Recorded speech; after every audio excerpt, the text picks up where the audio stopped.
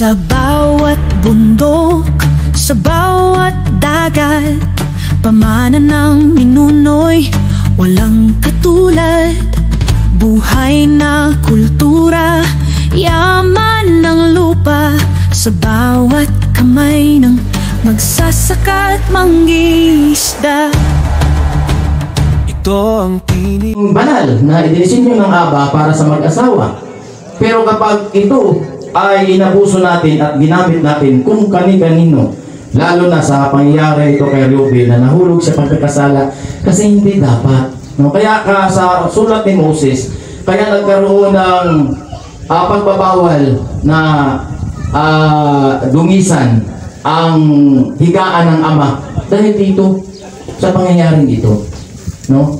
At itong tagpong ito, noong nagkasala si Reuben, sinabi niya sa kanyang mga anak, kasi 125 years siyang namatay, yung ibig sabihin, nasa Ehipto na sila itong mga panahong ito. Nakita ni Reuben ang kanyang kapatid na si Jose kung gaano po katibay paglabanan ang lahat ng mga bagay na ito, ang pitong espiritong ito. Kaya ba ng isang tao paglabanan ang pitong espiritong ito? Kaya. Nakita nga, binanggit niya doon, tingnan niyo si Jose kung paano po siya nagwagi laban sa mga espiritong ito. Diba? Yung asawa ni Potiphar, kung anong ginagawa? Ang kagupuhan ni Jose, grabe. Pag dumaan lang si Jose, naghihiwa sila ng sugat-sugat ang kanilang kamay.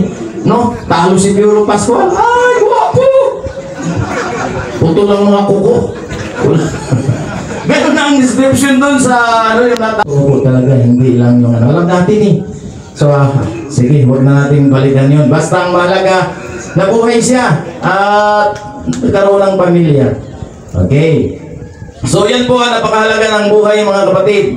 Diretso tayo. Ang pangalawa ay ang diwa ng paningin. Dito po, maraming bumagsak sa kasalanan. Sa pagtingin, dito nagsimula itong diwa ng paningin. Dito nagsimula ang lahat ng uri ng kasalanan. No, nagkatinginan ng sa mata, bumagsak na. Diba? Nagkatinginan lang at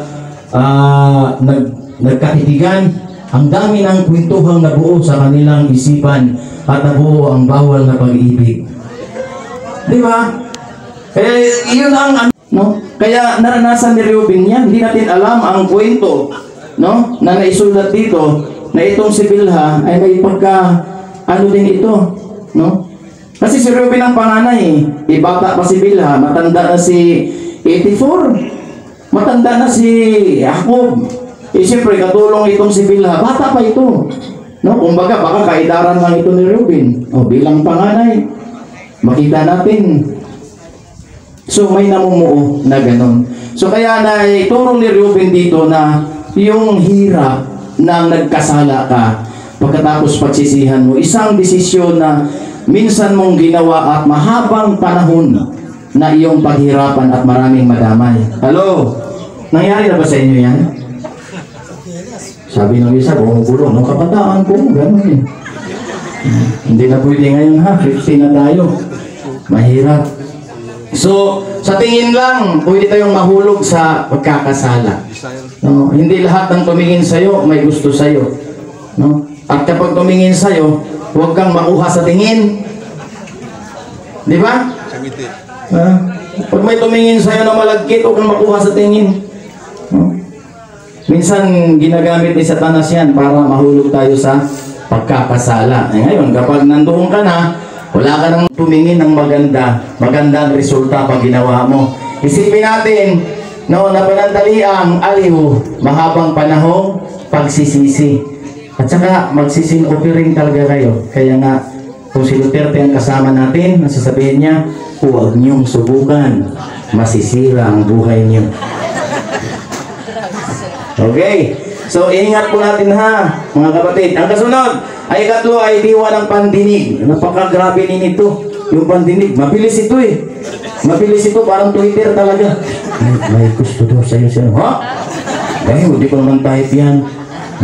Tapos kung naglakad ka na, patulan ko na ito, total, wala namang yung mga ganon-ganon, nasa sa pamamagitan, yung paglaruan ka lang ng iyong kapwa, pagsabungin kayong dalawa, uy, may gusto daw sa'yo si ano. Vilma Santos. Punta naman sa kabila.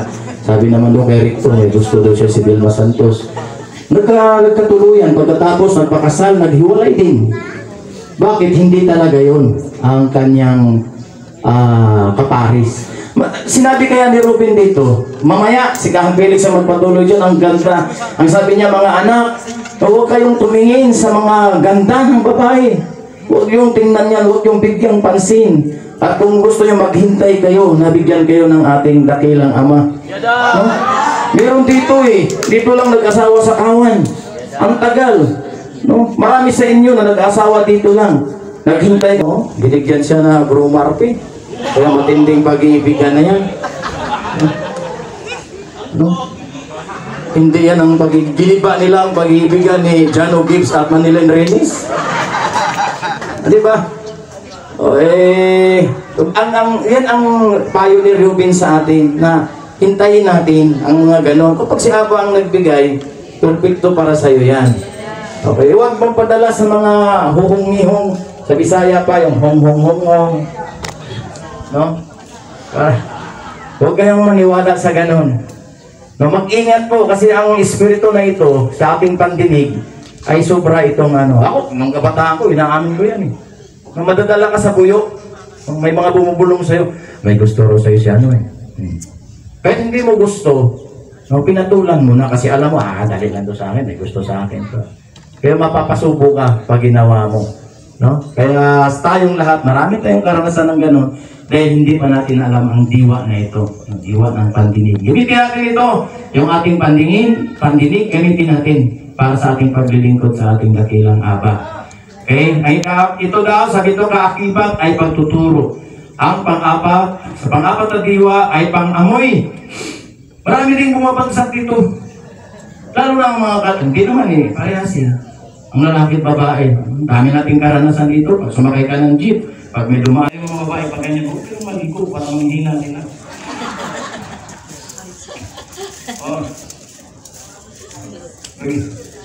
Ganun na talaga. Si David, di ba? Naranasan, ito na napag-aralan natin kung kailan lang. Si David, matanda na, binigyan siya ng dalaga, mga lumakas. Wala na, matanda na, hindi na kaya. Tatandahin kayo. Sabi ni Kang Primo, tatandahin kayo. Okay. So ano po yung, mag-ingat po tayo ha, itong